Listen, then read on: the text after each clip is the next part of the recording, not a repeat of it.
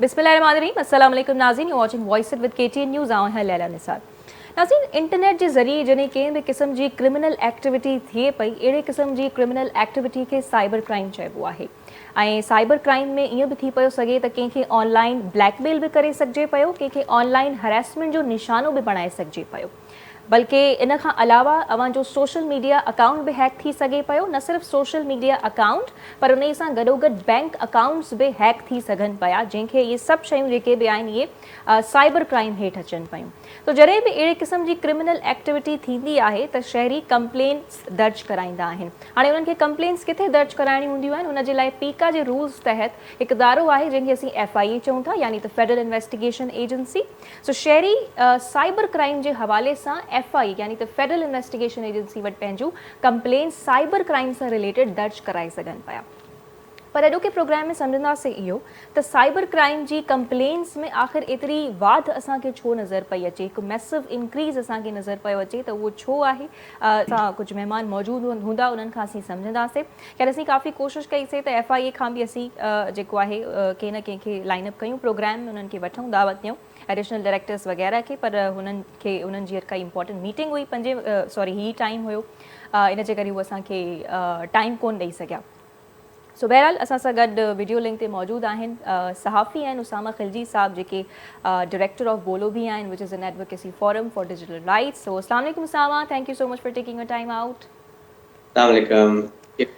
जी त नाज़रीन, बहरहाल असीं उसामा सां ॻाल्हि ॿोल कंदासीं त जीअं हू डिजिटल राइट्स बाबति तमामु वोकल नज़र आया आहिनि, हू मुख़्तलिफ़ आर्टिकल्स बि लिखंदा रहनि पिया लीडिंग न्यूज़ पेपर्स में।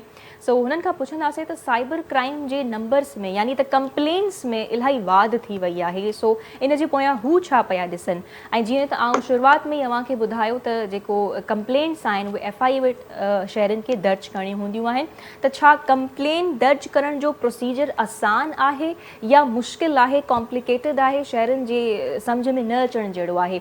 सो इहो बि अॼु असीं प्रोग्राम में सम्झंदासीं। या जेकॾहिं को शहरी कंप्लेन दर्ज कराए थो त छा इलाही ड्रिघो प्रोसीजर मां हुनखे गुज़रणो थो पवे या इंतिहाई आसान आहे। सो बहरहाल स्टार्ट कयूं पिया। सो सामा, साइबर क्राइम के हवाले से जो आपने अभी रिसेंट आर्टिकल भी लिखा, बहुत अच्छा आर्टिकल था, उसमें आपने मुख्तलिफ चीज़ों को हाईलाइट किया और आप इसी तरह से ऐसे ही मुख्तलिफ आर्टिकल्स लिखते भी रहे हैं। तो सबसे पहले तो ये बताइएगा कि साइबर क्राइम की कंप्लेंट्स में इतना इजाफा आपको क्यों नज़र आ रहा है? क्या वो सॉल्व नहीं हो पा रहे हैं या वाकई केसेस जो हैं बढ़ रहे हैं? बिल्कुल जी, मेरे ख्याल से साइबर क्राइम के केसेस काफ़ी बढ़ रहे हैं, क्योंकि जैसे आपको मालूम है इंटरनेट का ज़्यादा से ज़्यादा इस्तेमाल हो रहा है और अभी लोगों को आगाही भी हो गई है कि साइबर क्राइम क्या होता है और इसके बारे में कंप्लेंट किस तरह दर्ज करते हैं, क्यों दर्ज करते हैं, किधर दर्ज करते हैं, तो ज़्यादा उनको मालूम हो गया। तो नंबर्स तो बहुत ज़्यादा हो गए। FIN की रिपोर्ट के मुताबिक 1 लाख से ज़्यादा रिपोर्ट्स उनके पास जो है आई हैं पिछले 1 साल में, जो कि एक अच्छी बात है। इसका मतलब है कि लोगों को मालूम है कानून के बारे में और लोग जो है उसकी कंप्लेंट्स कर रहे हैं। लेकिन जब हम फर्दर डीप इसमें इन नंबर्स को देखते हैं तो उसमें जो कंप्लेंट्स की केसेस बनी है, तो क्या एक प्रोसेस होता है। पहले आप FIA के पास कंप्लेंट ले जाते हैं, उस कंप्लेंट के बाद FIA अपनी इंक्वायरी करती है और डिसाइड करती है कि ये केस वर्दी है या नहीं कि आगे परस्यू किया जाए, और उसके बाद जो है वो अपनी इन्वेस्टिगेशन करती है। उसके बाद ट्रायल शुरू होता है कोर्ट में, और जब कोर्ट में ट्रायल शुरू होता है उसमें फिर फर्दर इन्वेस्टिगेशन की जाती है। इन्वेस्टिगेशन ऑफिसर होता है FIA की तरफ से, जो एविडेंस लाता है, जो और फैक्ट्स उस पे केस लाता है बिफोर द कोर्ट। तो उसमें बहुत ज़्यादा मसाइल है। उसामा, फर्दर इन्वेस्टिगेशंस पे भी हम ज़रूर बात करेंगे, लेकिन जिस तरह से कंप्लेन दर्ज करना क्या शहरियों के लिए आसान है? FIA में अगर कोई वो साइबर क्राइम का निशाना बनते हैं, कोई ऐसी क्रिमिनल एक्टिविटी होती है, उनको ऑनलाइन ब्लैकमेल किया जाता है या हरासमेंट का निशाना बनाया जाता है, तो क्या is it easy to file a complain? नहीं जी, ज़्यादा आसान फ़िलहाल नहीं है। उन्होंने एक ऑनलाइन पोर्टल बनाया हुआ है, लेकिन ऑनलाइन पोर्टल में कंप्लेंट डाल के आपको जो है FIA के दफ्तर में जाना होता है।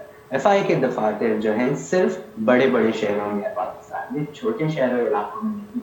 तो आपको या कराची या हैदराबाद या इस्लामाबाद, रावलपिंडी, मुल्तान, लाहौर, पेशावर, क्वेटा इधर जाना पड़ेगा। तो अगर इधर से बाहर आप रहते हैं तो फिर आपके लिए बहुत मुश्किल हो जाता है एक केस की कंप्लेंट करना, फाइल करना।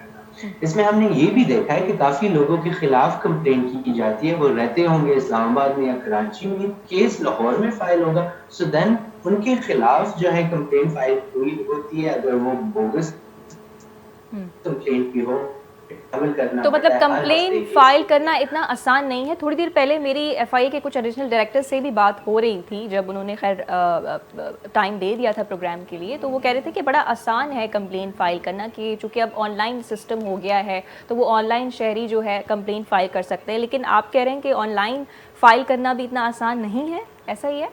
देखिए, ऑनलाइन फाइल करना तो आसान है, लेकिन आगे आपके कॉन्टैक्ट्स होने चाहिए एफआईआर में उस कंप्लेंट को परस्यू करने के लिए, अच्छा, क्या राइट? इसके ये अलावा चीज़ भी वाकई ऑनलाइन आप एग्जिस्ट फाइल करती है कि करेंगे। आपके कनेक्शंस स्ट्रांग होने चाहिए एफआई में कंप्लेन करने बिल्कुल, के लिए?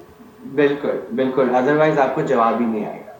अच्छा, तो ये तो एक बहुत तो बड़ी। इस तरह के काफ़ी मसाइल होते हैं। अच्छा, ठीक है। तो बहरहाल कंप्लेन करना जो है इतनी आसान बात नहीं है एफआईए में, लेकिन अकॉर्डिंग टू एफआई आसान है ऑनलाइन पोर्टल के ज़रिए। लेकिन आप जिस तरह से कह रहे हैं कि इतना आसान नहीं है, तो क्या एफआईए की पॉलिसी लेवल्स कुछ ऐसी हैं, पॉलिसीज़ ऐसी हैं कि उन्होंने इस प्रोसीजर को कॉम्प्लिकेटेड बनाया हुआ है, या इधर आप किसकी ज़िम्मेदारी समझते हैं, किस पे आती है ज़िम्मेदारी आपके मेरे एनालिसिस के ख्याल से हवाले से? मेरे ख्याल से एफआईए को ये इख्तियारात जो है सिर्फ 5 साल पहले दिए गए हैं। साइबर क्राइम की कंप्लेंट्स बहुत ज़्यादा हो गई हैं, लेकिन एफआईए के पास वसाइल भी मौजूद नहीं है। अच्छा। तो एफआईए के पास कैपेसिटी नहीं है कि इतनी ज़्यादा कंप्लेंट्स के साथ वो इन करें।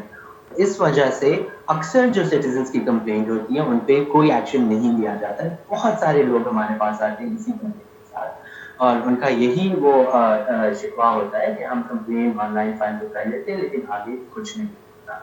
तो ये मसला काफ़ी आ रहा है। मैं कहूँगा कि क्योंकि उनके पास वसाइल नहीं है, केसेस ज़्यादा हैं। दूसरा जो लेबॉरेटरी है, फोरेंसिक लेबॉरेटरी जो इन्वेस्टिगेशन के लिए होती है, वो पाकिस्तान में 1 या 2 है। तो अगर 1 लाख कंप्लेंट्स हैं और 1 या 2 लैब्स हैं, तो फिर उसमें इन्वेस्टिगेशन का टाइम भी बहुत ज़्यादा डिले हो अच्छा, जाता है। तो कैपेसिटी लोग जो नहीं है है तंग आ एफआईए के जाते पास हैं। इतनी? किस हवाले से कैपेसिटी नहीं है? क्या स्टाफ के हवाले से कि वो इतनी ज़्यादा बिल्कुल, कंप्लेंट्स को टैकल ना कर स्टाफ सकें? नहीं है, बिल्कुल, स्टाफ नहीं है, फिर टेक्निकल कैपेबिलिटीज़ नहीं है, फिर उनकी सेंसिटिविटी ट्रेनिंग नहीं है। उनको ये नहीं मालूम कि ख़वातीन के रिलेटेड अगर सेंसिटिव केसेस होते हैं, उसको किस तरह से डील किया जाए। अक्सर जो है वो कंप्लेनेंट्स को आगे और शेम करते हैं, उनसे ऐसे सवालात पूछते हैं कि कंप्लेनेंट्स वापस ही चले जाते हैं, उनका दिल भी नहीं करता कि दोबारा वो एफआईए के ऑफिस में कंप्लेंट करने आए। तो इस तरह के काफ़ी मसाइल हैं। कुछ केसेस में ऑब्वियसली अच्छी तरह से एफआईए का वो होता है, लेकिन तो यानी लार्जली हमने देखा है कि एटीट्यूड में ही मसला है। कंप्लेनेंट को विक्टिम ब्लेमिंग का सामना भी करना पड़ता बिल्कुल, है? अच्छा। खासकर ख़वातीन को। अच्छा, और इसी वजह से हमने ये भी देखा है कि बहुत, क्योंकि हम बैठ के यहाँ पे यकीनन सॉर्ट ऑफ एक तीखा तंज तो नहीं करें, क्योंकि हमने ऑब्वियसली दावत तो दी थी एफआईए से कि वो आएँ और इन सवालात का जवाब दें कि क्या वाकई में ऐसा है, क्या पॉलिसीज़ को दुरुस्त होना चाहिए नहीं। लेकिन हमने उसामा ये भी देखा है कि जो केसेस होते हैं साइबर क्राइम के, एफआईए में जब कोई शहरी कंप्लेन दर्ज करता है, अगर वो हरासमेंट के हवाले से है, तो they are very time taking, बहुत सालों लग जाते हैं। और फिर अप्रिशिएट भी किया जाता है कि एफआईए ने बड़ा कारनामा कर लिया, जो कि ठीक है, अच्छी बात है, करना चाहिए कि कोई केस सॉल्व हो गया, किसी को सज़ा मिल गई। बट क्या इतना टाइम टेकिंग क्यों होता है? उसके पीछे क्या फैक्टर्स इन्वॉल्व नज़र आते हैं आपको? देखिए, एफआईए की एफिशिएंसी ज़्यादा नहीं है केसेस में। एक केस हम देख रहे थे कराची में, जिसमें क्या हुआ कि जो कंप्लेनेंट की फाइल थी, वो हरासमेंट का ही केस था। कंप्लेनेंट की फाइल एफआईए से गुम गई, जो इन्वेस्टिगेशन फाइल। अच्छा। तो जब एफआईए के पास एविडेंस और इन्वेस्टिगेशन की फाइल ही नहीं होगी, तो केस आगे कैसे बढ़ेगा? उस कंप्लेनेंट को फिर हाई कोर्ट जाना पड़ा। हाई कोर्ट में उन्होंने कंप्लेंट की, केस किया कि एफआईए ने मेरी फाइल घुमा दी, मेरा केस नहीं हो रहा। तो फिर 1 साल बाद जो है वो फाइल एफआईए को पता नहीं किस तरह मिल गई। अब फिर उस केस की जो है आगे समाप्त हुई। तो इस तरह से, और फिर दूसरा मसला ये है कि इन्वेस्टिगेशन ऑफिसर जब कोर्ट में हियरिंग होती है, तो वो आते ही नहीं। तो वो रिकॉर्ड अगर उनका देखें तो मेरे ख्याल से 50% से ज़्यादा केसेस में वो आते ही नहीं। तो जब वो कोर्ट के आगे आएंगे नहीं, तो किस तरह केस आएगा? और उनके ना तो इस आने तरह के की भी काफ़ी मसाइल। वजूहात क्या हो सकती हैं आपके मुताबिक? वो क्यों, why do they not show up in the courts? वो तो आप उन्हीं से पूछे, उन्हीं को पता अच्छा, होगा। ठीक है। नहीं, क्योंकि आपने इसके हवाले से लिखते भी रहे हैं, तो हो सकता है कि आपकी कोई इस हवाले से एनालिसिस हो। लेकिन बहरहाल, अच्छा, कोर्ट्स के हवाले से भी इस तरह से है कि इन्वेस्टिगेशन ऑफिसर्स शो अप नहीं करते हैं। तो ये जो मामलात हैं, मैं फिर से ये पूछना चाहूँगी, ज़िम्मेदारी जो है वो क्या महज़ एफआईए पे ही आती है कि उनको अपनी पॉलिसीज़ को दुरुस्त करना चाहिए, अपनी कैपेसिटी को बढ़ाना चाहिए, या इसमें हुकूमत की भी इन्वॉल्वमेंट है कि वो इदारों पे देखे, कोई तवज्जो वगैरह दे? बिल्कुल, हुकूमत पे बहुत ज़्यादा इसका वो आता है, मिनिस्ट्री ऑफ इंटीरियर पे आता है। اور میرے خیال سے حکومت کا یہ بھی مسئلہ ہے کہ وہ FIA کو اپنا ایک ٹول کے طور پہ استعمال کر رہی ہے. تو وہ اچھا زیادہ اگر حکومت پہ ریاست پہ کوئی تنقید زیادہ کرتا ہے تو FIA ان کے پیچھے زیادہ جاتی ہے، لیکن سٹیزنس کی جو کمپلینٹس ہوتی ہیں ان کے پیچھے ایسا FIA جو ہے زیادہ انٹرسٹ نہیں شو کرتی. تو میرے خیال سے FIA کو ہوں ایک غلط طریقے سے بھی استعمال کیا جا رہا ہے. لیکن اس کے علاوہ FIA کچھ اچھے کام بھی کر رہا ہے. کوئی فائنینشیل کرائمز ہوتے ہیں تو اس میں وہ کافی انویسٹیگیشن کرتے ہیں، کام کرتے ہیں. ہوں کچھ سائبر کرائم سے بھی کرتے ہیں، لیکن سائبر کرائم لا کے مطابق زیادہ تر جو ہم نے دیکھا ہے تو وہ انہی کیسز پہ جاتے ہیں جب حکومت یا ریاست کی کوئی تنقید کرتا ہے. لیکن اس کے علاوہ جو سٹیزنس کی کمپلینٹس ہوتی ہیں ان کو وہ زیادہ ترجیح نہیں دیتے. تو اچھا پھر حکومت کی بھی ذمہ داری بنتی ہے کہ وہ FIA کو اکاؤنٹیبل ٹھہرائے. ہوں دوسری بات یہ ہے کہ قانون کے تحت جو prevention of electronic crimes act 2016 ہے، جس نے FIA کو اختیارات دیے ہیں ہوں سائبر کرائم میں انویسٹیگیشن ایجنسی بننے کے، صحیح اس کے مطابق FIA کو ہر سال 2 رپورٹس پارلیمنٹ کو پریزنٹ کرنی. ٹھیک اس قانون کو 5 سال ہو گئے ہیں، صحیح بات ہے تو مطلب 10 رپورٹس آنی چاہیے تھی پارلیمنٹ میں، لیکن ابھی تک صرف 2 رپورٹس آئی ہیں FIA کی طرف سے. تو وہ اپنی جو قانونی ذمہ داری ہے اور اس کو بھی پورا نہیں کر رہے ہیں، اچھا اور جو حکومت جی بھی جی ان کو جو ہے اس پہ زور نہیں ڈالتے. ٹھیک اچھا جو وکٹم بلیمنگ اور جہاں تک جینڈر سینسٹیوٹی کی بات ہے تو یہ ذمہ داری کس پہ آتی ہے؟ کیا جو انویسٹیگیشن آفیسرز ہوتے ہیں وہ ٹرینڈ نہیں ہوتے ہیں؟ یہ ادھر کوتاہی کدھر آ رہی ہوتی ہے؟ کیا فیمیلز کا سٹاف ہے کوئی FIA میں؟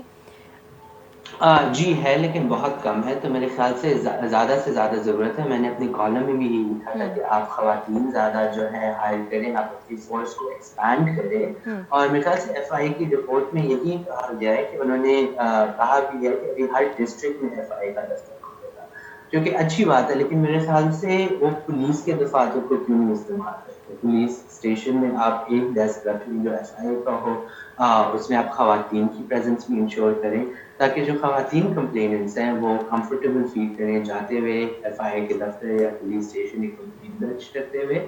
اور اس کے علاوہ پھر جو میل آفیسرز ہیں، فیمیل، دونوں کی جو ہے جینڈر سینسٹیوٹی ٹریننگ بھی ہونی چاہیے.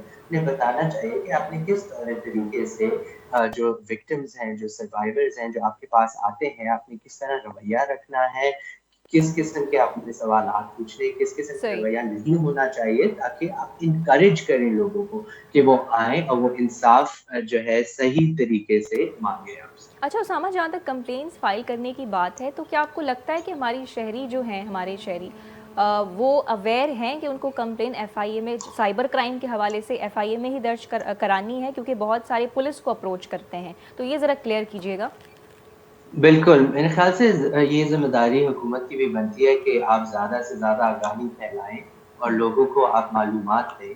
اور اب میڈیا کی بھی بنتی ہے. بہت اچھی بات ہے کہ آپ یہ شو کر رہی ہیں آج، جس میں ہم اس پہ گفتگو کر رہے ہیں. تو کمپلینس جو سائبر کرائم ریلیٹڈ ہے وہ آپ کی FIA کے پاس ہی ہوتی ہے، پولیس کے پاس نہیں ہوتی. تو اچھا ضروری یہی ہے کہ آپ FIA کے پاس درج کریں اور زیادہ سے زیادہ آپ فالو اپ ان کے ساتھ کریں تاکہ وہ آپ اپنے کیس کو دیکھیں اور آپ یہ بھی سمجھیں کہ یہ آپ کا ایک حق ہے کہ آپ کے ساتھ تعاون کیا جائے FIA کی طرف سے. اگر وہ تعاون نہیں کرتے تو آپ کوشش کیجئے کہ آپ ہائی کورٹ میں کوئی پٹیشن فائل کر دیں تاکہ ان کی تو FIA سائبر کی کرائم کے توجہ حوالے جو سے ہے آپ آپ کے کو کیس کی گورنمنٹ طرف. یا FIA کی طرف سے جو ہے اویئرنیس کی ڈلیوری نظر آ رہی ہے؟ کیا اویئرنیس کسی قسم کی آپ کو نظر آتی ہے ان کے طرف سے؟ جی، انہوں نے کچھ کوششیں تو کی ہیں. تو اکثر اخبار میں اشارات کیا کہتے ہیں اس کو، اخبار ایڈورٹیزمنٹس. میں ایڈورٹیزمنٹس آتے ہیں، ہوں ایڈز آتے ہیں ان کی طرف سے، اشتہار. اور اس کے علاوہ ہم نے یہی بھی دیکھا ہے کہ ٹی وی پہ، ریڈیو پہ کبھی کچھ آتا ہے، لیکن میرے خیال سے زیادہ اویئرنیس ہونی چاہیے. ہوں سوشل میڈیا کا استعمال کرنا چاہیے تاکہ سوشل میڈیا کے ذریعے بھی یہ میسیجز تک اور زیادہ پہنچے لوگوں کے پاس، تاکہ وہ جتنا بھی ان کو معلوم ہوگا. اور دوسرا اس میں یہ ہے کہ ایک تو لوگ کمپلینٹ کریں گے، لیکن جو اور جو لوگ ہیں جو کرائمز کمٹ کرتے ہیں ان کو بھی معلوم ہو کہ اچھا میں جو کر رہا ہوں یہ غلط کر رہا ہوں، میرے خلاف کیس ہو سکتا ہے، اور ان کو کوئی ڈر ہو تاکہ وہ کرائمز بھی نہ کمٹ کریں. ٹھیک. اچھا سوشل میڈیا کی آپ نے بھی بات کی کہ سوشل میڈیا کے ذریعے بھی ان کو اویئرنیس دینی چاہیے سائبر کرائم کے حوالے سے. تو سوشل میڈیا آپ نے اپنے آرٹیکل میں بھی یہ ذکر کیا تھا کہ جو سوشل میڈیا کمپنیز ہیں ایف آئی اے والے یہ کہتے ہیں کہ وہ جب انویسٹیگیشن کر رہے ہوتے ہیں تو social media companies do not cooperate with them. تو کیا یہ کیا ماجرا ہے؟ ایسا ہوتا ہے کیا؟ جی بالکل، اس میں کافی ایک کمپلیکس سوال ہے، اس میں کافی اس کے پہلو ہیں. جی. سب سے پہلے تو یہ کہ ہم نے دیکھا کہ پاکستان میں ریاست، حکومت، ایف آئی اے اور دیگر ادارے جو ہے وہ کافی جو آپ کے صحافی ہیں، اپوزیشن کے پولیٹیشنز ہیں، آپ کے کارکن ہیں، سماجی کارکن ہیں، ایکٹیوسٹ ہیں، ان کے خلاف کافی وہ سرویلنس کرتے ہیں، جاسوسی کرتے ہیں. اور وہ جب اس طرح کرتے ہیں تو پھر سوشل میڈیا کمپنیز ان کو ٹرسٹ نہیں کرتی، حکومت کو یا ایجنسیز کو. تو ان کو اپنی کارکردگی بھی صحیح کرنی پڑے گی، کیونکہ اگر آپ سوشل میڈیا کا استعمال کریں گے لوگوں کی اظہار رائے کے حق کو انڈرمائن کرنے میں، تو پھر سوشل میڈیا کمپنیز کو obviously یہ معلوم ہوتا ہے، اور وہ بھی پھر اس طرح کی حکومتوں کے ساتھ زیادہ کوآپریٹ نہیں کرتی، کیونکہ ان کو پتہ نہیں ہوتا کہ اس معلومات کے ساتھ حکومت کیا انصاف کے لیے کام کرے گی یا اپنے مطلب کے لیے کام کرے گی. ایک تو اس کا یہ پہلو ہے. اچھا. لیکن دوسرا ایک قانونی پہلو بھی ہے، جس میں سوشل میڈیا زیادہ جو کمپنیز ہیں وہ امریکہ میں بیسڈ ہے. ان کو امریکہ کے قانون کو فالو کرنا ہوتا ہے، کیونکہ وہاں پہ وہ رجسٹرڈ ہوتی ہے. صحیح. اگر پاکستان کا امریکہ کے ساتھ کوئی ٹریٹی نہیں ہوگی، جس کو کہتے ہیں MLAT، mutual legal assistance treaty, تو پھر سوشل میڈیا کمپنی پر یہ لاگو نہیں ہے کہ وہ پاکستانی حکومت یا اداروں کے ساتھ کوآپریٹ کرے. تو اگر ٹریٹی پاکستان سائن کرتا ہے یا دیگر کنونشنز ہیں جیسے بوداپیسٹ کنونشن ہے، جس کے ساتھ کافی مسائل بھی ہیں انسانی حقوق کی نظر سے، لیکن اس کے علاوہ بھی زیادہ حکومتیں یا تو MLAT سائن کرتی ہیں اور یا تو بوداپیسٹ کنونشن کو سائن کرتی ہیں، جس کے ذریعے وہ کوآپریٹ کرتے ہیں انٹرنیشنل کمپنیز کے ساتھ. تو پاکستان کے پاس دونوں یہ قانونی ٹولز نہیں موجود، جس کی وجہ سے کوئی سوشل میڈیا کمپنی پر لاگو بھی نہیں ہے کہ وہ کوآپریٹ زیادہ کریں ایسی انویسٹیگیشنز میں اچھا. پاکستانی اداروں کے ساتھ. تو اگر یہ سائن کر لیتے ہیں کوئی ٹریٹی یا کنونشن کو، تو پھر جو ہے ایجنسیز کے لیے انویسٹیگیشن کرنا زیادہ آسان ہو سکتا ہے. اچھا، اور جو آفیسز کی بات کر رہے ہیں ہم، تو کیا ہر چھوٹے شہر میں یا ڈسٹرکٹ وائز اگر آفس قائم کیا جائے تو کیا یہ مشکل بات ہے کیا؟ میرے خیال سے مشکل تو ہوگا، کیونکہ آپ کو انویسٹمنٹ بہت چاہیے ہوگی، انفراسٹرکچر بہت چاہیے ہوگا. تو اس لیے میری یہی تجویز ہے کہ ایف آئی اے جو ایگزسٹنگ پولیس کا انفراسٹرکچر ہے اس کو استعمال کریں. Already police ministry of interior کے اندر آتی ہے، تو آپ اس کا استعمال کرتے ہوئے وہاں ایک ڈیسک قائم کر لیں تو جلدی بھی ہو سکے گا. ہمارے پاکستانی ٹیکس پیئرز کے پیسے بھی بچ جائیں گے، اور میرے خیال سے ایفیشینٹلی یہ کام کر سکتا ہے. اچھا، جہاں تک آن لائن ہراسمنٹ کی بات آتی ہے یا بلیک میلنگ کی بات آتی ہے انٹرنیٹ کے ذریعے، جب آپ کوئی ایسی کرمنل ایکٹیویٹی کر رہے ہوتے ہیں، تو کیا یہ آسان ہے کسی کو آن لائن بلیک میل کرنا؟ کیا ہمارا سسٹم کنٹرول نہیں ہے کہ وہ اس چیز کو ریکگنائز کر سکے، اسپیشلی ہمارے سوشل میڈیا اکاؤنٹس؟ دیکھیں اس میں کافی میکینزمز ہیں. تو اگر آپ سوشل میڈیا پہ کسی کو ہراس یا بلیک میل کرتے ہیں تو اس کا سب سے پہلا یہ قدم ہونا چاہیے کہ آپ سوشل میڈیا کمپنی کو وہ رپورٹ کریں. ہر اچھا. سوشل میڈیا کمپنیز کے اپنے رولز اور کمیونٹی اسٹینڈرڈز ہوتے ہیں، اور ہراسمنٹ وغیرہ کو کافی سیریسلی لیتے ہیں. تو اگر لوگ جو ہے اسی سسٹم کے اندر جو ہے کامنٹ پہ یا پوسٹ پہ جا کے اس کو رپورٹ کریں کمپنی سے، تو پھر اکثر کمپنیز جو ہے اس پہ بھی ایکشن لیتی ہیں. اور اس ٹھیک. کے علاوہ پھر obviously قانونی وہ بھی ہوتا ہے، لیکن جیسے ہم نے ابھی بات کی، جو قانونی پروسیس ہے وہ کافی لمبا ہوتا ہے. اس میں آپ کو وکیل کی ضرورت ہوتی ہے، آپ کو دفاتر جانا پڑتا ہے، پھر آپ کو کچہری جانا پڑتا ہے، اور اس میں کافی سال بھی لگ جاتے ہیں کیسز میں. تو میں یہی کہوں گا کہ ایک تو ہماری حکومت اور کورٹس کو چاہیے کہ ایفرٹس ڈالیں کہ یہ اچھا، مجھے ایک پروسیس بات ابھی آسان تک ہو سمجھ میں سکے. نہیں آئی ہے، میں خود بھی کلیئر ہونا چاہتی ہوں. آن لائن کمپلین درج کرنے کے حوالے سے آپ کہہ رہے ہیں کہ وہ بھی ٹائم ٹیکنگ ہوتا ہے، وہ بھی کوئی خاص فائدہ نہیں پہنچاتی، ایسا ہی ہے؟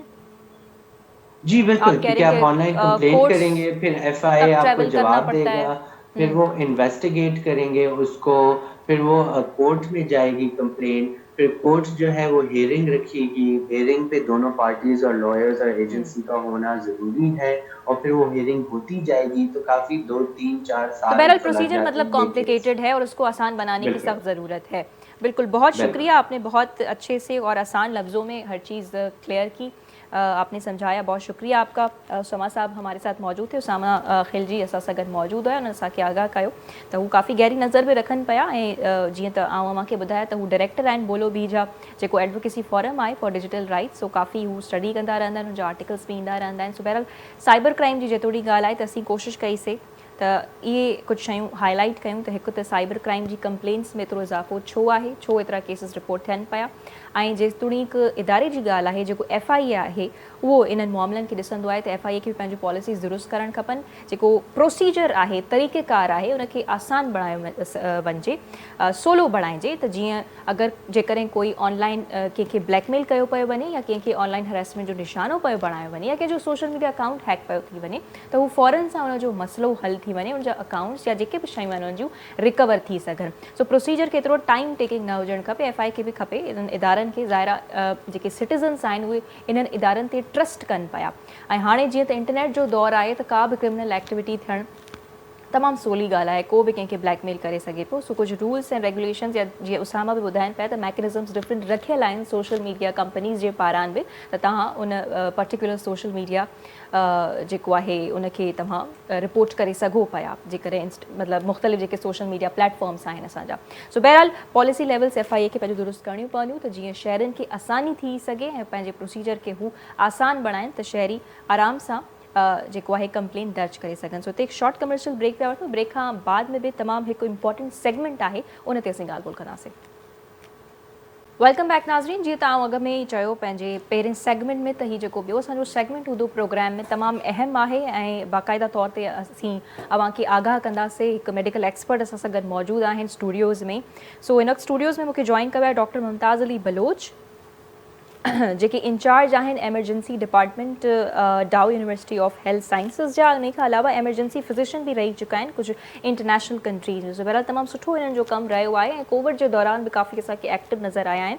सो डॉक्टर साहब सां ॾिसी सम्झंदासीं कुझु ईअं त हीउ अव्हां जेको सान्हो ॾिठो हुयो मरी में जेको थियो, कुझु माण्हू जेके आहिनि उन्हनि जी डेथ थी वई कार जे अंदरि ई। सो उन्हनि जो जेको सबबु ॿुधायो पियो वञे त कार जा जेके शीशा आहिनि उहे बंदि हुया, हीटर्स हुननि हलाया हुया ऐं जंहिं सबबु कार्बन मोनोऑक्साइड रिलीज़ थी ऐं जंहिंजे नतीजे हुननि जी डेथ थी वई। सो डॉक्टर साहब खां ॾिसी सम्झंदासीं त कार्बन मोनोऑक्साइड इहा गैस आहे छा, किथां ख़ारिज थींदी आहे, छा असांजे घर में बि कुझु अहिड़ियूं शयूं मौजूदु आहिनि जितां कार्बन मोनोऑक्साइड ख़ारिज थी सघे थी, ऐं जेकॾहिं थिए पई त उनजा कहिड़ा असर पइजी सघजनि था। सो हीअ तमामु इम्पॉर्टेंट डिस्कशन थिए पई। उमेदु आहे त अव्हां यकीनन हिन आख़िरी सेगमेंट मां सिखंदव ऐं पंहिंजे कमु आणींदव। सो डॉक्टर साहब अस्सलाम वालेकुम, thank you so much for taking your time out.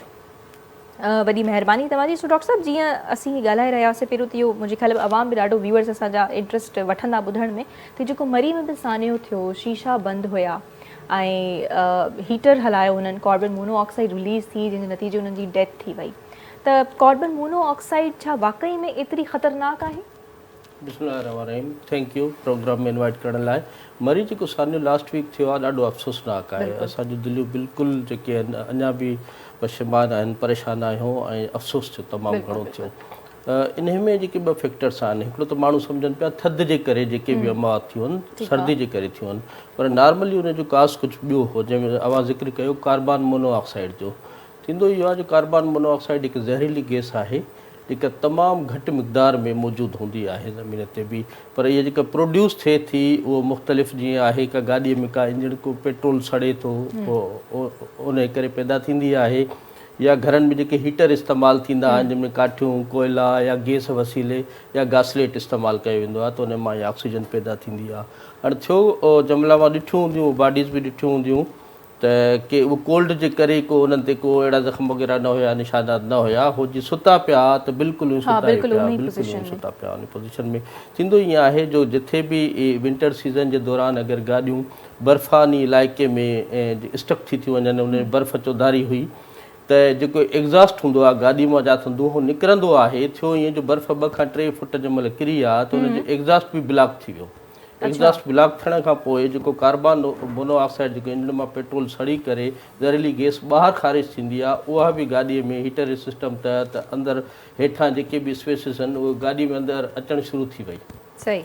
पोइ हीअ जेके बि आहे मुसाफ़िर ज़रूरु थकियल बि हूंदा, परेशान बि हूंदा, गाॾी स्टार्ट हूंदी, हीटर हलंदो हूंदो, कुझु जेको आहे हिननि सोचियो हूंदो आराम कयूं, उथंदासीं त मदद पर पहुचंदी। एॾी एमरजेंसी वारी सिचुएशन में कीअं हिकु इंसान खे टैकल करणु खपे? त बर्फ़ानी इलाइक़ो बि आहे, गाॾी बीहजी वई आहे, हीटर बि हलाइणो आहे, त कहिड़ियूं शयूं दिमाग़ में रखणु ज़रूरी आहिनि?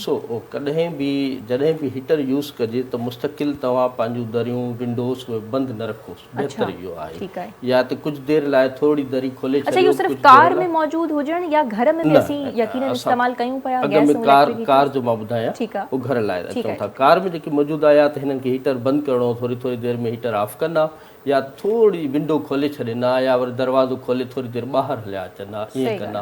हाणे थियो ईअं थकियल आहे, कार्बन मोनोऑक्साइड जे 4-5 ॼणा जॾहिं गाॾी में हूंदा आहिनि न, त असां जेका साह खणंदा आहियूं त ऑक्सीजन अंदरि खणंदा आहियूं, कार्बन डाइऑक्साइड ॿाहिरि कढंदा आहियूं। जीअं कार्बन डाइऑक्साइड ॿाहिरि ख़ारिज थी थिए त उन मां जेको ऑक्सीजन जी कमी थींदी थी वञे, कार्बन डाइऑक्साइड वधे थो, त इन तरह सां कार्बन मोनोऑक्साइड ज़हरीली गैस जी मिक़दार वधंदी वेंदी आहे। हाणे छा थींदो आहे त असांजे लंग्स में हेमोग्लोबिन आहे, हेमोग्लोबिन जेको आहे उनजी एफिनिटी जेका मिक़दार जेका ऑक्सीजन जी मिक़दार उन सां अटैच थी करे जिस्म जे मुख़्तलिफ़ हिसनि में वेंदी आहे। पर जंहिं महिल ज़्यादती थी वेंदी कार्बन मोनोऑक्साइड जी ऐं ऑक्सीजन जी कमी थींदी त पोइ कार्बन मोनोऑक्साइड ऑक्सीजन जॻह वठंदो आहे, उहो अटैच थी वेंदो हेमोग्लोबिन सां, उहो जिस्म में मुख़्तलिफ़ दिमाग़ ॾे बि वेंदो, मुख़्तलिफ़ हिसनि ॾे वेंदो ऐं ज़हरीली गैस आहे। जीअं दिमाग़ में पहुतो त दिमाग़ में पहुचण खां पोइ इंसानु कंफ्यूज़ थींदो, चकर ईंदा, सुस्ती, निंड ऐं बेहोशी।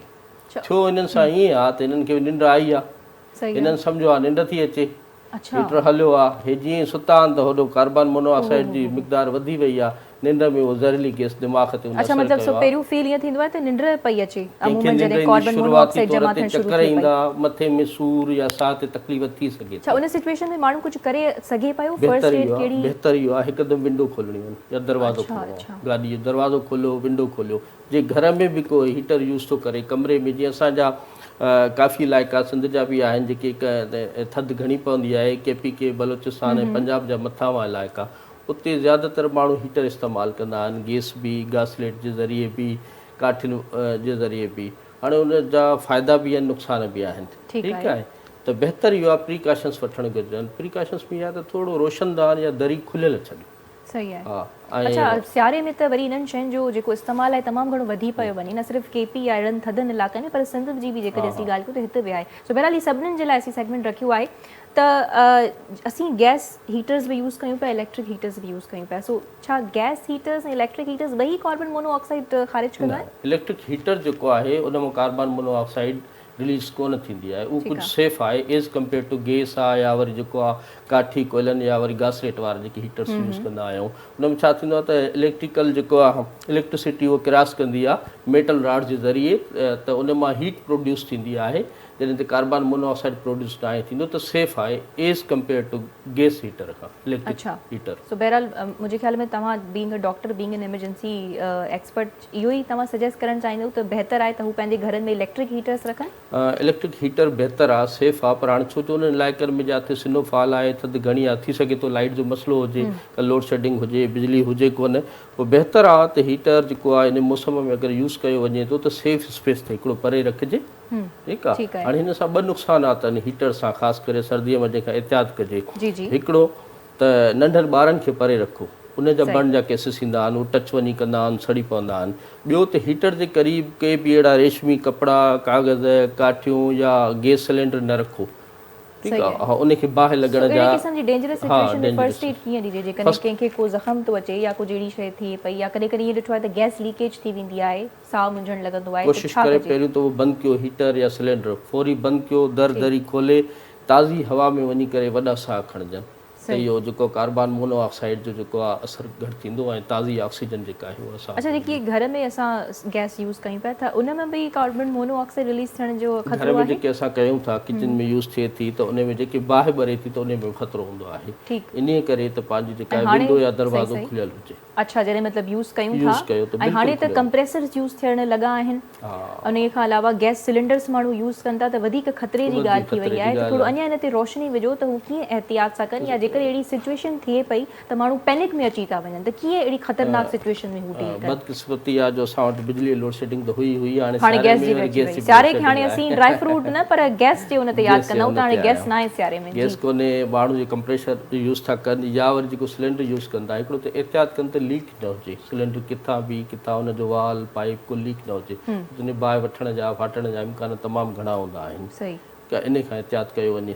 ठीकु आहे। सो बहरहाल पंहिंजियूं शयूं जेके आहिनि चेक करणियूं हुजनि। बिल्कुलु अच्छा, check पर ख़तरनाक सिचुएशन, अच्छा इहो लापरवाही जे करे मुंहिंजे ख्याल में बिल्कुलु थींदो आहे लापरवाही त बि असीं थिए थी। ॾिसंदा न आहियूं, ध्यानु न ॾींदा आहियूं, ऐं ॿियो हुकूमती लेवल ते बि असांखे अहिड़ी आगाही कैंपेन कोन पिया ॾिसूं जो माण्हुनि खे ॿुधाइनि त एहतियात कयो। छा अव्हांखे बीइंग एन एक्सपर्ट नज़र अचे पई त हू मुख़्तलिफ़ मुल्कनि जी में हाणे जी जेके सिचुएशन क्रिएट थी आहे, असां त रोज़ आए ॾींहुं केसिस ॿुधूं पिया त फलाणो घर जेको आहे हुन में सिलेंडर फाटी पियो या कुझु थी पियो, त इहो मुख़्तलिफ़ यकीनन मुल्कनि serious में हुअणु जीअं खपे। सियारो अचण खां अॻु में जीअं को मरी ट्रेवल पिया कनि त इहो मीडिया ते या वरी जेको हुकूमत जी ज़िमेदारी आहे त हिनखे अवेयरनेस प्रोग्राम तहत ॿुधाइनि हा त तमामु घणो जेको आहे स्नोफॉल थियण वारो आहे, गाॾी में कहिड़ो एहतियात वठिणो आहे, उते पहुची करे सफ़र में कहिड़ियूं शयूं हुजनि, सही, हीअ गवर्नमेंट जी ज़िमेदारी हूंदी। बिल्कुलु। हाणे बि जेको गैस हीटर जे हवाले सां गवर्नमेंट जे तरफ़ां को अहिड़ो प्रोग्राम हुजे, का एडवर्टाइज़मेंट हुजे या पर अख़बार असांखे ते नज़र बि न आयो आहे न, सोशल हालांकि मीडिया कहिड़ी ज़रिए कोन्हे। ख़तरनाक ॻाल्हि आहे। हिकु त गैस न आहे त ज़ाहिर हुकूमत खे ॾिसणु खपे त माण्हू ऑल्टरनेटिव्स कहिड़ा यूज़ पिया कनि, ऑल्टरनेटिव्स तमामु ख़तरनाक थी सघनि पिया जेकॾहिं हू अवेयर न आहिनि त।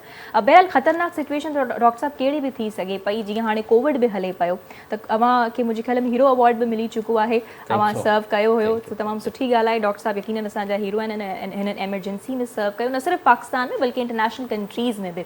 सो यकीनन ही जहिड़े हवाले सां कनि पिया सर, सो हीअ क़ाबिले तारीफ़ ॻाल्हि आहे, छो त यकीनन जॾहिं को बीमार थिए पियो त पहिरियों उनखे मुंहिंजे ख़्याल में एमरजेंसी में ई खणाए वञे थो, त ही उन्हनि खे जेको आहे प्रॉपरली ट्रीट कनि पिया। सो कोविड जी जेकॾहिं असीं ॻाल्हि कजे ऐं वरी होॾां अगरि कार्बन मोनोऑक्साइड ख़ुदा न ख़ास्ता कहिड़ी थिए थी या को कोविड जो मरीज़ आहे त पोइ इन सिचुएशन में छा कजे? कोविड वारी सिचुएशन में अॼुकल्ह जेको आहे दुनिया जे पेशतर मुल्कनि में ओमिक्रॉन जी स्प्रेडिंग तमामु घणी थी चुकी आहे, ऐं जेके वेरिएंट अॻु में ॿुधासीं alpha, beta, delta, gamma, lambda, ऐं हाणे जेको आहे ओमिक्रॉन आहे। ओमिक्रॉन कराची में ऐं पूरे पाकिस्तान में तमामु तेज़ीअ सां स्प्रेड थी रहियो आहे। हाणे जेका हिन जो जेको पॉज़िटिविटी रेशो अबाउट जेको आहे 30+ आहे कराची में, तमामु घणो आहे। ऐं हिन जा सिम्टम्स वरी अहिड़ा हल्का सिम्टम्स जेके आहिनि इहे फ्लू जहिड़ा ई आहिनि, माण्हू सम्झंदो त फ्लू आहे, runny nose, headache, body fever, ऐं जीअं पुराणो शुरू में जंहिंमहिल कोविड आयो त लॉस ऑफ टेस्ट, स्मेल, साह ते शदीद तकलीफ़, तमामु घणी खंघि हूंदी, ड्राई कफ हूंदी, हिन में उहे सिम्टम्स घटि आहिनि, पर आम फ्लू वारा घणा, त माण्हू फ्लू पिया सम्झनि, एहतियात कोन था कनि, त फैमिलीज़ पूरियूं इन्फेक्टेड आहिनि। असां जेके पेशेंट्स ॾिसूं था हाणे 90% लॻे इहो त सभु इन्फेक्टेड आहिनि, या त फ्लू हूंदा या कोविड हूंदो, ओमिक्रॉन हूंदो। मतिलबु हाणे जेको फ्लू वग़ैरह थिए थो उनखे हल्को न वठणु घुरिजे, टेस्ट कराइणु ज़रूरी आहे। पर हाणे हिन ओमिक्रॉन में हिकिड़ी सुठी ॻाल्हि इहा आहे जो हिन में इन्फेक्टिविटी त तमामु घणी आहे। डेल्टा वेरिएंट जेको असां ॾिठोसीं लास्ट टाइम, जेको घणो वक़्तु हलियो ऐं मार्टिलिटी बि घणी हुन में जेके, पर हिन में जेको आहे इन्फेक्टिविटी त आहे, मार्टिलिटी कोन्हे, एतिरो मोतमार कोन्हे, एतिरो ख़तरनाक कोन्हे। कुझु यूरोपियन कंट्रीज़ त हिनखे नॉर्मल फ्लू वांगुरु जेको हैंडल थियूं कनि, पर एहतियात करिणो आहे, मास्क लाज़िम पाइणो आहे, वैक्सीनेशन कराइणी आहे, सोशल डिस्टेंसिंग करणी आहे, ऐं पंहिंजी ऑक्सीजन ते नज़र। सही। अच्छा, वापसि कोविड जे हवाले सां बि सवाल कंदसि यकीनन डॉक्टर साहब अव्हां खां, पर थोरो कार्बन मोनोऑक्साइड जे रिलेटेड अञा मुंहिंजे ज़हन में कुझु सवाल अचनि पिया, त छा सिर्फ़ु हीटर्स मां ई कार्बन मोनोऑक्साइड ख़ारिज थिए पई, या घर में उन खां अलावा के ॿियूं अहिड़ियूं शयूं आहिनि इलेक्ट्रिक वारियूं या गैस वारियूं जंहिंमां कार्बन मोनोऑक्साइड ख़ारिज थी सघे? ॾिसो, गैस वारियूं जेके असां ॿियूं शयूं के यूज़ कयूं था गैस ते, ऐं इन सां गॾु जेका बि गैस वारी शयूं जंहिंसां इन्फ्लेम कयूं, बाहि ॿरे या का इंजन हले, जे गाॾियुनि में जेके असां यूज़ कंदा आहियूं, हुन ते जेको आहे गैस ते बि गाॾियूं हलंदियूं आहिनि, हुनजे करे इंजन हलंदी आहे त कार्बन मोनोऑक्साइड रिलीज़ थींदी आहे, उन मां रिलीज़ थी सघे। अच्छा डॉक्टर साहब, हिकु ॿी बि ॻाल्हि ऐं ॿुधी बि आहे ऐं अव्हां खां बि पुछणु चाहींदसि, त चयो वेंदो आहे त गाॾी में रखियल पाणी न पीबो आहे, कार्बन मोनोऑक्साइड उन में का जमा थी वेंदी आहे, इहो काफ़ी असीं ॿुधो आहे, थोरो रोशनी विझो हिन ते। पाणी अगरि जे सील्ड आहे, जे मिनरल वाटर अव्हां वरितो आहे, सील्ड आहे, उन में चांसिस तमामु घटि हूंदा आहिनि, पर जे सील न आहे, ओपन बोतलूं आहिनि त उहो नॉर्मली बि न पीअणु घुरिजे, एहतियात। अच्छा, जेकॾहिं कैप ॾिनल आहे, गाॾी में पियो आहे त सील आहे, ऐं 2-3 ॾींहंनि खां पियो आहे पाणी उते, बिल्कुलु सील आहे, त पोइ त उन ते को फ़र्क़ु एतिरो कोन पवंदो आहे। अच्छा, सो मतिलबु इहा हिकिड़ी इन में एतिरो टेंशन जी ॻाल्हि न आहे। सो बहरहाल कंहिं बि क़िस्म जी जेकॾहिं ख़तरनाक सिचुएशन थिए थी त अवेयरनेस हुजणु तमामु ज़रूरी आहे जेका हुकूमती सतह ते बि ॾियणु खपे। सो बहरहाल आख़िर में तव्हां कुझु चवणु चाहींदो त अहिड़े क़िस्म जो जेकॾहिं ख़तरनाक सिचुएशन थियनि थियूं त छा ज़िमेदारी हुजणु खपे हुकूमत जी बि कंहिं एक्सपर्ट आवाम खे जेकॾहिं कुझु चवणु चाहियो त हू पंहिंजो होश सां कमु वठनि? ॿ मैसेज मां ॾींदुसि। हिकिड़ो त मां सियारे में हीटर जे हवाले सां हीटर जो इस्तेमालु कोशिशि करे घटि कयो वञे, जेकनि बि त इलेक्ट्रिकल हीटर हुजे। अॼुकल्ह लेटेस्ट ब्रांडेड हीटर अचनि था, उन में जेको आहे टेम्परेचर हिकिड़ो फिक्स कयो वञे, उन खां मथे कोन थींदो, या कार्बन मोनोऑक्साइड या कार्बन डाइऑक्साइड जा अलार्म लॻंदा आहिनि, उहो माण्हू हणाए त बहितरु आहे। इन खां अलावा रोशनदान दर या हल्को दर खुलियल हुजे, कॾहिं बि हीटर हलाए सुम्ही न पइजे, सुम्हण खां अॻु में हीटर बंदि कयो वञे त उहो बहितरु आहे। ठीकु आहे, बाद में पछताइण खां। बाक़ी ओमिक्रॉन जे हवाले सां ख़बर आहे त पॉजिटिविटी तमामु घणी आहे। हीउ वॾो शहर आहे छो जो आबादी तमामु घणी आहे। इहे हॉस्पिटल्स ते लोड वधणु शुरू थी वियो आहे। सिंध गवर्नमेंट तमामु बहितरीनु कमु प्रीवियसली जॾहिं खां कोविड स्टार्ट थियो आहे, जेके सेंटर्स सिंध गवर्नमेंट ठाहिया आहिनि पंहिंजा कोविड जे हवाले सां, फ्री ऑफ कास्ट हुते जेको ट्रीटमेंट प्रोवाइड थींदी आहे, एडमिशन बि फ्री ऑफ कास्ट आहे, पर उन्हनि ते लोड वधणु शुरू थियो आहे। डोर टू डोर वैक्सीनेशन जी बि ॻाल्हि थी वई आहे। वैक्सीनेशन जे करे हाणे तक़रीबन पाकिस्तान में 10 करोड़ खां मथे जी आबादी खे वैक्सीनेशन थी चुकी आहे। फुली वैक्सीनेटेड 7 करोड़ खां मथे आबादी आहे। जेके जिन खे वैक्सीन कोन थी आहे 7 करोड़ जे क़रीब आहिनि, जेके पहिरियों लॻो आहे डोज, उहो सेकेंड डोज पंहिंजो कराए छॾनि त बहितरु आहे। इन खां अलावा गवर्नमेंट अनाउंस कयो आहे बूस्टर डोज। बूस्टर डोज में कुझु इम्यूनिटी बहितरु थी थिए त ओमिक्रॉन लॻण जा चांसिस तमामु घटिजी था वञनि तक़रीबन, त बहितरु आहे त बूस्टर डोज। डॉक्टर साहब, हीअ सिचुएशन ख़तमु थियण जा का चांसिस आहिनि कोविड जे हवाले सां? असां पाण दुआ पिया कयूं त ख़तमु थियनि। उमेदु इहा ई पिया कयूं त असां डेल्टा वेरिएंट खां पोइ सुठो गैप अची वियो त जेको आहे शायदि स्प्रेड न थिए। पर हाणे छो त सर्दी बि आहे, ओमिक्रॉन छो त दुनिया जे 72 मुल्कनि में तक़रीबन तेज़ी सां फैलिजी चुको आहे। हाणे थिए ईअं थो त सियारे में कंहिंखे ज़ुकाम खंघि नॉर्मल थींदो आहे, आज़मेटिक पेशेंट बि हूंदा आहिनि, ऐं उनखे ओमिक्रॉन कोविड जो इन्फेक्शन आहे, हो छिकूं ॾींदो, खंघंदो, ॻाल्हाईंदो, त कमरे में जेके बि कमरो बंदि हूंदो आहे सियारे में त सभिनी खे इन्फेक्शन लॻण जा चांसिस हूंदा आहिनि। अगरि केरु सिम्टोमेटिक आहे त उहो आइसोलेट थी वञे, अलॻि कमरे में आइसोलेट थी वञे, मास्क पाइनि, सोशल डिस्टेंसिंग रखनि, हैंड सैनिटाइज़ कनि, त इहो बहितरु। वॾी महिरबानी, तव्हां तमामु सुठो सम्झायो, ख़ासि करे कार्बन मोनोऑक्साइड जे हवाले सां ऐं कोविड जे हवाले सां बि। ॿी का शइ आहे कोविड सां रिलेटेड जेका असांजे नाज़रीन खे ॿुधाइणु चाहींदो, का अहिड़ी ख़तरनाक सिचुएशन क्रिएट थी सघे पई जीअं हू फ़ाइदो हासिलु करे सघे? अगरि कंहिंखे जेको आहे ज़ुकाम खंघि बुख़ार आहे ऐं साह जी तकलीफ़ थी थिए घर में, ठीकु आहे, ऐं जे ऑक्सीजन पल्स ऑक्सीमीटर ईंदो आहे, हिकिड़ी नंढड़ी डिवाइस आहे, उहा वठी चेक कनि, 92 खां हेठि आहे, 92% खां ऑक्सीजन घटि आहे त फ़ौरन हॉस्पिटल या पंहिंजे डॉक्टर सां राब्तो कनि, उहो चेक कंदा रहनि। सही ॻाल्हि आहे। बहरहाल अहिड़े क़िस्म जी सिचुएशन में असांखे खपे त असीं होश आवाज़ सां कमु वठूं। ऐं जीअं मरी वारो सानियो हुयो, इनखे ई मद्देनज़र रखी करे मूंखे बि थोरो घणो अखु खुलायो त इहो पंहिंजे प्रोग्राम में सेगमेंट रखणु खपे। ऐं कुझु ॾींहं अॻु में असांजे घर में बि कुझु अहिड़ी सिचुएशन क्रिएट थी हुई जो असां पाण पैनिक में अची वियासीं। गैस सां, जीअं अॼुकल्ह घरनि में गैस कोन्हे, माण्हू कंप्रेसर्स यूज़ पिया कनि, गैस सिलेंडर्स यूज़ पिया कनि, सो तमामु ख़तरनाक सिचुएशन पैदा थी पई सघे। पर उन खां अॻु में ज़रूरी आहे त तव्हां शयुनि खे सम्झो त कीअं टैकल कजे अहिड़ी ख़तरनाक सिचुएशन में। ऐं जेकॾहिं का अहिड़ी शइ थिए पई, तव्हां वटि फायर ब्रिगेड्स जा नंबर हुजणु खपनि त जीअं तव्हां फ़ौरन फायर ब्रिगेड खे कॉल करे सघो ऐं सिचुएशन संभलिजी सघे। काफ़ी दफ़ा ईअं बि थींदो आहे त माण्हुनि खे ख़बर ई न हूंदी आहे त फायर ब्रिगेड जा नंबर कहिड़ा आहिनि। सो अहिड़े क़िस्म जी जेके सिचुएशन्स आहिनि उन्हनि खे टैकल करण में तमामु मुश्किल ॾुखियाईनि जो साम्हूं करिणो पवंदो आहे। सो बहरहाल हीअ तमामु सेगमेंट्स तव्हांजी आगाही जे लाइ हुया। पहिरियों सेगमेंट असांजो साइबर क्राइम जे हवाले सां हुयो त जेकॾहिं सॉल्यूशन्स मौजूदु आहिनि त उन्हनि खे तव्हां परस्यू कयो, ऐं FI जे हवाले सां उन्हनि खे खपे त हू सिस्टम खे एतिरो कॉम्प्लिकेटेड न पर आसान बणाइनि। ऐं ॿिए सेगमेंट में यानी त ही त जेकॾहिं का अहिड़ी सिचुएशन क्रिएट थी सघे पई त प्लीज़ इंटरनेट ते बि त हाणे काफ़ी शयूं मौजूदु आहिनि, असांजा मेडिकल एक्सपर्ट्स बि अवेलेबल आहिनि, उन्हनि सां तव्हां वञी राब्तो कयो, उन्हनि सां पुछो अहिड़नि हवाले सां। जेकॾहिं तव्हां कंहिं डॉक्टर वटि वञो था चेकअप कराइण, तव्हां पुछी सघो पिया मुंहिंजे ख़्याल में अहिड़ियुनि शयुनि जे बारे में। ठीकु आहे न डॉक्टर साहब, ईअं थी थो सघे। सो बहरहाल अवेयरनेस तमामु ज़रूरी आहे। हुकूमत खे बि खपे त हू आवाम खे अहिड़ियुनि सिचुएशन जे लाइ आगाह करे अवेयरनेस ॾिए, छो त असांखे अहिड़े कंहिं बि क़िस्म जी अवेयरनेस कैंपेन या को इश्तिहार नज़र न आयो आहे जेको ॿुधाईंदो हुजे त जेकॾहिं तव्हांजे घर में अहिड़ी सिचुएशन पैदा थिए पई तव्हांखे छा करणु खपे ऐं कीअं करणु खपे, छो त अवाम यकीनन पैनिक जो शिकार थिए पई, छो त हुननि खे ख़बर कोन पई पवे ऐं न ई हाणे त टीवियुनि जो दौरु आहे त खोड़ सारियूं अवेयरनेस जेको आहे अवेयरनेस ॾिनी पई वञे मीडिया जे ज़रिए बि, सो हुकूमत ते बि वॾे पैमाने ते ज़िम्मेदारी अचे पई। सो उमेद आहे तव्हांखे प्रोग्राम पसंदि आयो त इंशाल्लाह मुलाक़ात थींदी अॻिले हफ़्ते। पंहिंजो तमामु घणो ख़्यालु रखंदा। अल्लाह हाफ़िज़।